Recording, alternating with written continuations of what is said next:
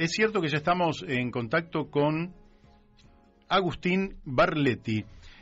Agustín, muy buenos días. Hola, ¿qué tal?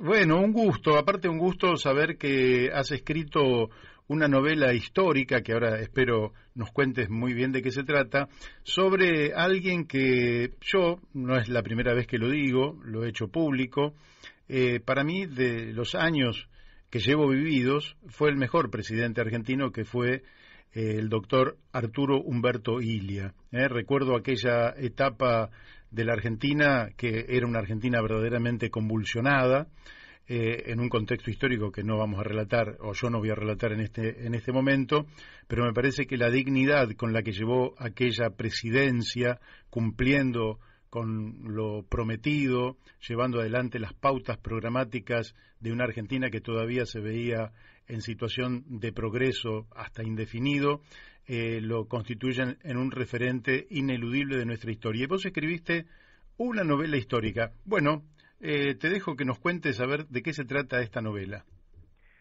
Sí, nosotros, o sea, yo con las familias nuestras, no la mía y la de familia Illia, eran muy, muy amigas.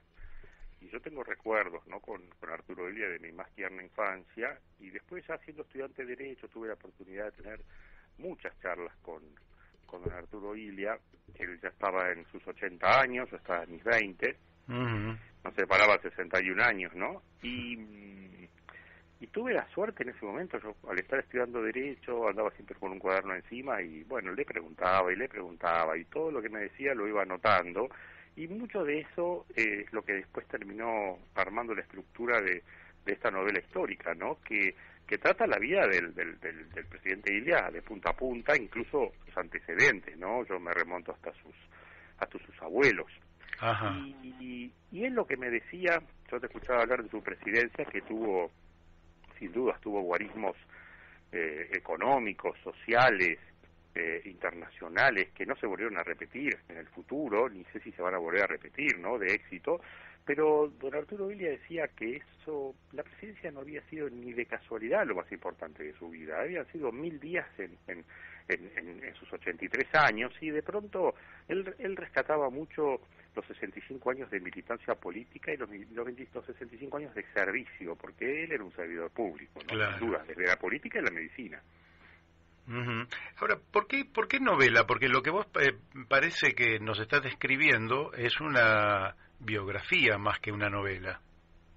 No, está estructurada en base a una novela histórica, si bien la mayoría, prácticamente todos los hechos son hechos verídicos, pero bueno, me pareció que la figura de la biografía muchas veces termina siendo muy árida, y la mayoría de los casos termina bostezando en algún estante de una biblioteca, y de pronto la figura de la novela histórica está estructurada. Esta novela histórica se centra en la noche o la madrugada del golpe de Estado del 28 de junio del 66, donde Arturo Illia va hacia atrás en su vida y va recorriendo todos los jalones más importantes de todos los aspectos de su vida, y ahí aparecen historias increíbles, ¿no? Y en paralelo corre uno de los conscriptos que es convocado para formar parte del escuadrón de lanzagases de la policía que lo va a desalojar, y que esa noche se dedica a estudiar un poco a la persona que va a derrocar, a formar parte del escuadrón que lo derroca, y a partir de ahí también es como la voz que cuenta, ¿no?, todos los datos sobre todo de su gobierno. Y después de ahí, la última parte es un soliloquio donde Illia está ya en la cama del hospital a muy pocos días de fallecer, y cuenta todo lo que vivió desde el golpe de Estado hasta ese momento, ¿no?, hasta su fallecimiento. Y hablemos de sus 1000 días. Me interesan sus 1000 días en la presidencia de la Nación. Evidentemente él ya para ese entonces tenía toda una trayectoria política muy importante, era una referencia, y llega con promesas que son algunas de difícil cumplimiento y que requerían una valentía y una audacia, como el tema de los contratos petroleros, que muchos deben haber pensado en eso no va a avanzar. Sin embargo, él avanzó deshaciendo un poco lo que había hecho un presidente que también tenía una afiliación en la Unión Cívica Radical, que era Arturo Frondizi. ¿Qué reflexión tuvo él respecto a el cumplimiento de esas promesas de campaña? ¿Qué evaluación posterior supo hacer, si es que la hubo? Bueno, él, o sea, efectivamente, él llega al gobierno con una gran experiencia. Él nunca fue designado para ningún cargo de gobierno. Todos los cargos que él tuvo fue electo. Él había sido senador departamental por Cruz del Eje del 26 al 40, había sido vicegobernador de Córdoba del 40 al 43, al golpe de junio del 43, fue diputado nacional en aquel bloque que se llamó los fiscales de la patria, ¿no? Del 48 al 52, y después, bueno, fue gobernador electo de Córdoba en esas justamente elecciones del 62 que terminan derrocando a Frondizi, porque Frondizi las anula y no puede evitar el golpe, y él se convierte ahí en el primer político argentino que derrota en elecciones libres al peronismo sin proscripción. Y por eso se proyecta su candidatura después a nivel nacional y gana las elecciones del 63, que ojo, él gana con el 25,2% de los votos, o sea, más que el 23% que sacó Néstor Kirchner en las elecciones del 2003, pero además en ese momento regía la Constitución del 53 que establecía el voto indirecto por el colegio electoral, y Arturo Illia obtiene el 55 y pico de los votos del colegio electoral, ¿no? Pero él llega con un equipo muy, pero muy, muy consustanciado, gente que él conocía de toda la vida, justamente, no sé, el ministro del Interior Palmero, que era la única persona que lo tuteaba, él, no había otro, ni el hermano lo tuteaba, y habían sido senadores provinciales juntos del 36 al 40, había ministros que habían sido diputados, como con él, como el caso de Zavala Ortiz, había gente de toda una vida de lucha política. De hecho, en esos 3 años el único cambio de gabinete que se produce es cuando fallece Eugenio Blanco, el ministro de Economía, y después asume Pugliese, porque si no, no había cambios. Y ese equipo tan consustanciado, estaba consustanciado con eso y con la plataforma del partido, ¿no es cierto? Él sube sin ningún compromiso, él sube con su gente del radicalismo del pueblo. De hecho, en el colegio electoral, cuando hay alguno que quiso cambiar votos para algún puesto, Illia hizo lo mismo que hizo en su momento en 1916 Irigoyen, y le dijo que se pierdan 1000 gobiernos, pero yo no voy a transar mis principios, y él llega con todo claro. Y entonces, él no dudaba. Con lo de Frondizi se mezclaron dos cosas ahí. Se mezcló una cuestión política y en lo humano una de gran decepción personal de Arturo Illia. ¿Por qué? Porque Arturo Illia y Frondizi eran muy amigos, pero muy amigos. O sea, por ejemplo, cuando eran diputados del 48 al 52, Illia se tomaba el tren nocturno desde Córdoba, llegaba a Buenos Aires a Retiro, se iba a la casa de Frondizi, se pegaba una ducha en la casa de Frondizi, y mientras afeitaba, Frondizi en el baño con él, al espejo, Frondizi le iba diciendo los temas del orden del día. Y después en la campaña, después del 58, él acompañó a Frondizi por toda la provincia, por todos lados, eran muy, muy amigos. Y bueno, y él celebraba la inteligencia de Frondizi, y celebró en su momento cuando Frondizi publicó el libro Petróleo y Política. Claro. Y después se llegó una gran decepción cuando Frondizi cambia todo, absolutamente todos sus principios, y firma unos contratos tremendamente leoninos con las compañías americanas, que eran tan vergonzosos los contratos que ni el propio Frondizi se animó a pasarlo por el Congreso, que tenía mayoría, no se animó. Y bueno, Illia, cumpliendo su promesa de campaña, los anula, y realmente no solamente por un tema de principios, sino porque económicamente eran muy dañinos esos contratos para la Argentina, ¿no? Y logra después que YPF, estatal y bien administrada, termine haciendo una producción mucho más positiva que la de las compañías americanas. O sea, por ejemplo, vamos a tirar 2 ejemplos solos, ¿no?, para darnos cuenta de lo que estamos hablando. Nosotros en ese momento, cuando estaban vigentes los contratos de Frondizi, nosotros podíamos importar petróleo de Rusia y tenerlo a $13 el barril puesto en el puerto de Buenos Aires. Mientras que los contratos de las compañías norteamericanas nos vendían el petróleo en la boca del pozo, o sea, en la Patagonia, a $17. Pero no solamente eso, las compañías facturaban en la boca del pozo, con lo cual, si nosotros lo llevábamos o no lo llevábamos al petróleo, ellos cobraban igual. Entonces, YPF, cuando ve que las compañías sacan, tiene que parar su producción y llevar todo el transporte a los pozos de la Patagonia para sacar ese petróleo para que no se pierda. Pero así todo no alcanzó. Y es así como aún quedan en la zona de la Patagonia gente muy mayor que recuerda esas lagunas negras que había porque los seguían tirando el petróleo y se formaban esas lagunas negras en la Patagonia de petróleo, de petróleo tirado que se desperdiciaba y que nosotros lo pagábamos, ¿no? Claro. Sí, sí, bueno, eso es una de las grandes banderas. La otra tuvo que ver con la ley de medicamentos, en cabeza Sí. de su ministro Oñatibia. Claro, él ahí también toma una actitud muy interesante. Él convoca a los titulares de cátedra de farmacología de la Universidad de Buenos Aires, porque él era un científico, y después convoca a los de ciencias económicas de la Universidad de Buenos Aires.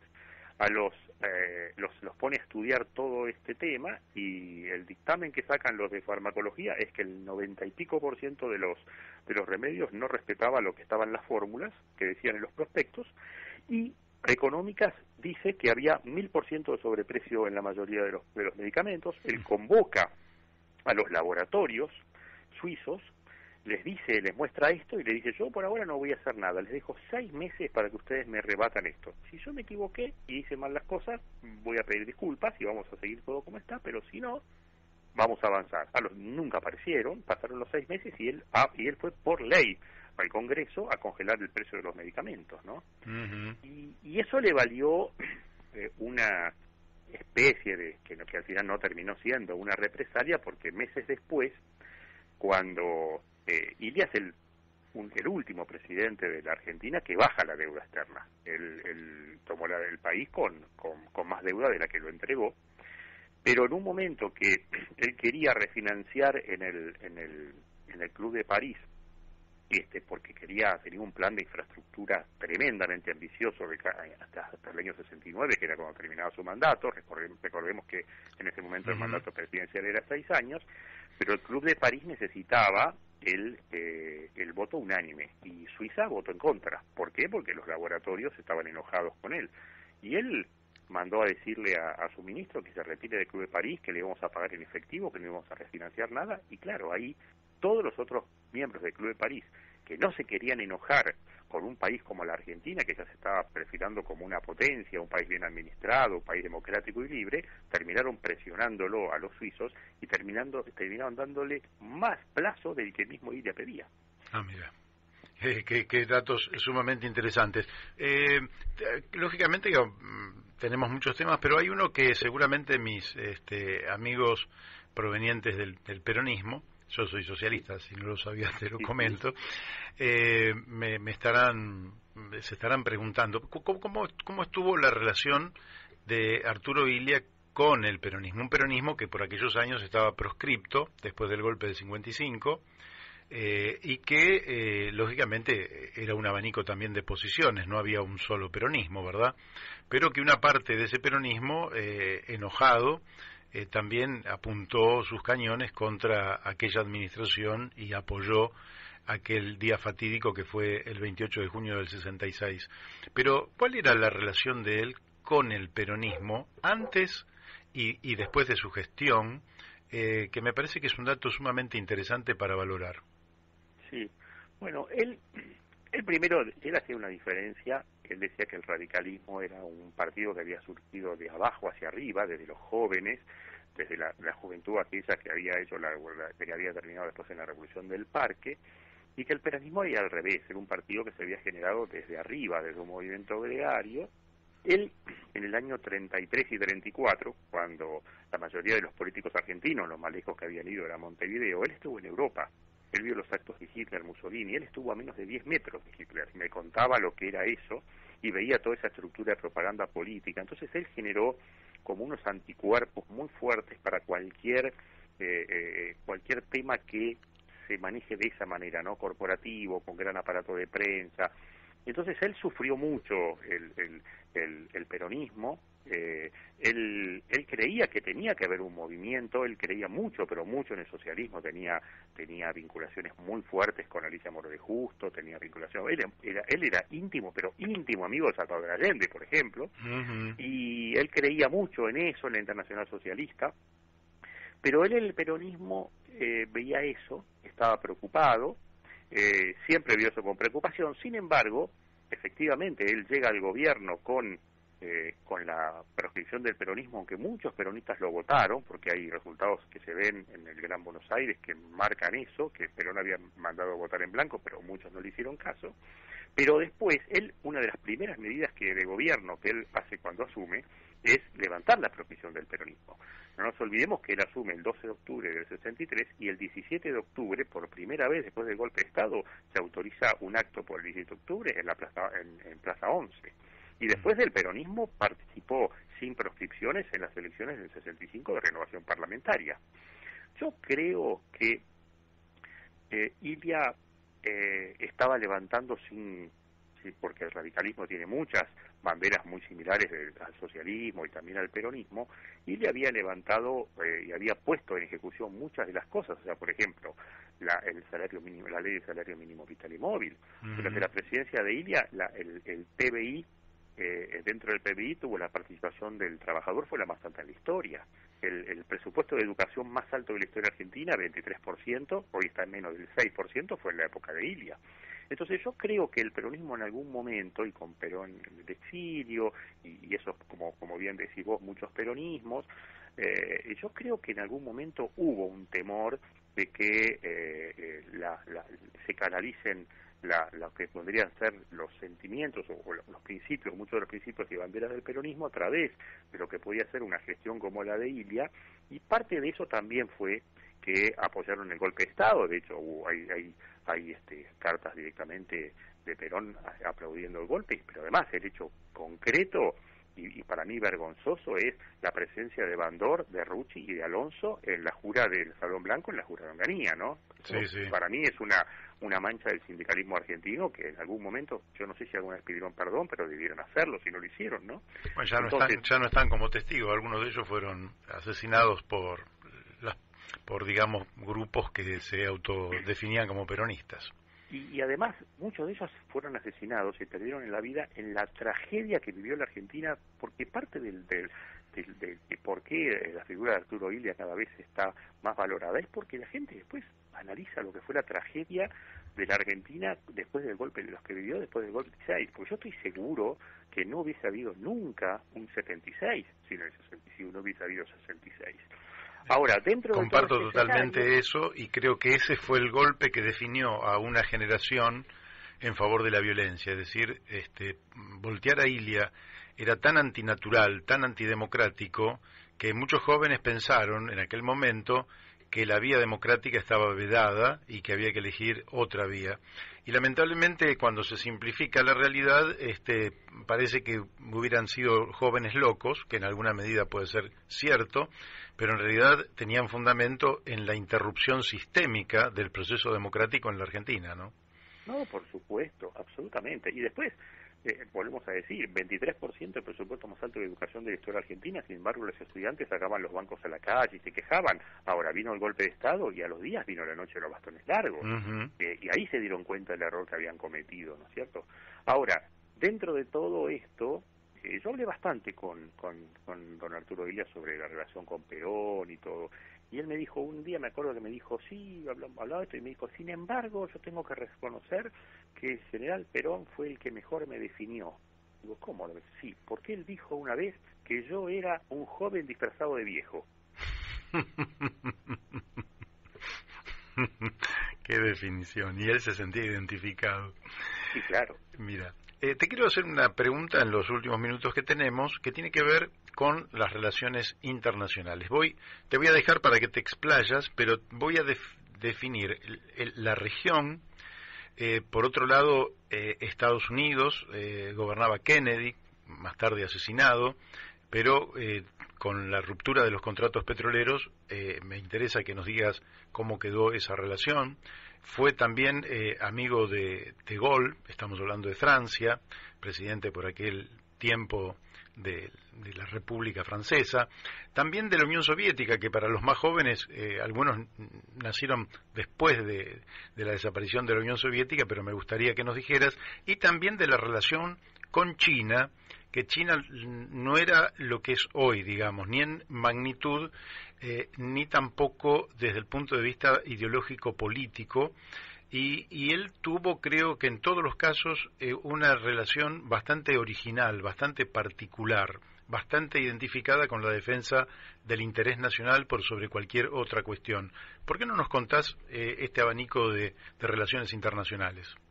Sí, vamos a un ping-pong. O sea, primero, relación internacional, durante la presidencia de Ilia se vota en Naciones Unidas la resolución 2065, que es el triunfo diplomático más grande de toda la historia argentina en el tema Malvinas, que obligaba a los ingleses a sentarse a negociar. Eso es el primer tema. Segundo tema, Estados Unidos, cuando él anula los contratos petroleros, llega el embajador de Estados Unidos un fin de semana a la Quinta de Olivos, porque ella vivía en la casa de gobierno de lunes a viernes y solamente estaba fin de semana en Olivos, y el hombre entra a las atropelladas sin saludar, y ella le para el carro y le dice: dígame, por favor, si usted viene en representación de los Estados Unidos de América o de las empresas de los Estados Unidos de América, y esto me lo va a tener que poner por escrito, y casi prácticamente lo sacó los empujones. A los 3 días aterriza en Buenos Aires Harriman, que era gran figura, secretario de Estado de Kennedy, gran figura internacional, y bueno, empiezan a hablar y le dice: esto no es un tema jurídico, es un tema político, es un tema de decisión política soberana. Y cuando no se ponían de acuerdo, Ilia lo frena a Harriman y dice: mire, ¿te das cuenta que no nos vamos a poner de acuerdo en esto? Vamos a hacer una cosa. Yo le propongo, le voy a escribir una carta de puño y letra al presidente Kennedy y le voy a explicar todas las razones y espero que usted se la lleve en mano. Pero mientras tanto, ya que está acá, le pido un favor. Dice: que usted, que estuvo en Yalta, en el Tratado de Yalta, cuénteme cómo fueron los pasadizos secretos de ese tratado, cómo era Stalin, cómo Churchill, cómo Roosevelt. Y el hombre se quedó 2 horas hablando con ella y contándole todo eso. Vuelve a Estados Unidos, le lleva a Kennedy la carta. Kennedy se toma un avión de Washington a Miami. En Miami lo paran los periodistas y le dicen qué pasa con los contratos petroleros, se va a ver a una represalia americana, y Kennedy les dice: el presidente Ilia me ha explicado todo en una carta, me ha dicho qué hubiese pensado yo si las compañías argentinas iban a Estados Unidos y hacían lo que estaban haciendo, con lo cual él me garantizó que si eventualmente hay alguna sentencia en contra de Argentina, las compañías iban a ser indemnizadas, con lo cual el asunto está cerrado. De Miami se toma un avión a Dallas y ahí lo matan, y fueron las últimas declaraciones que hizo a la prensa antes de fallecer. Mira qué dato histórico nos estás dando. Con China, lo de China es extraordinario. O sea, Arturo Illia es el primer presidente de todo el mundo occidental, en comercializar con China. En el año 1964 le vende el excedente de la cosecha de trigo a la China comunista de Mao Zedong, que no estaba ni siquiera reconocida por Naciones Unidas.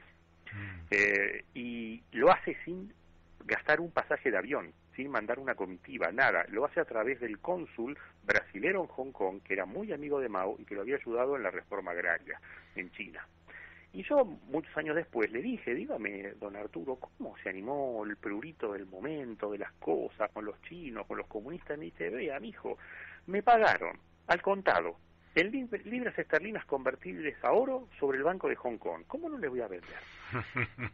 6 años después, 1970, 6 años después, recién llega Nixon a China a hablar de la apertura del mercado. Illia ya veía los mercados de Oriente, de Asia, los veía como potencial. De hecho, y este es otro dato, que acá es donde lo marca Illia. Yo digo, Illia, recién contamos los guarismos de su presidencia, fue un gran administrador, pero él fue más, fue un gran estadista. El estadista es el que se adelanta a los acontecimientos y el que también es el que no antepone las necesidades del partido sobre lo de los argentinos, ¿no? sobre todo lo general, como por ejemplo cuando le dio la plata al gobernador Vittel para hacer, que era chaqueño peronista, para hacer el aeropuerto de Resistencia, sin importarle si era peronista o radical o lo que era. Bueno, en este caso él se adelanta con el caso China, pero también en el año 65, y eso tiene que ver también con relaciones internacionales, se produce una cumbre, él se junta con su colega trasandino Eduardo Frei, y en esa cumbre él le propone a Frei la creación de una confederación argentino-chilena con capital en Córdoba. Nosotros le dábamos a los chilenos un puerto en el Atlántico para que ellos saquen el cobre, y ellos nos daban a nosotros un puerto en el Pacífico para comercializar con Asia. Entonces, don Arturo Illia en 20 años se adelanta al proceso de integración regional que después vendría con el Mercosur. Claro.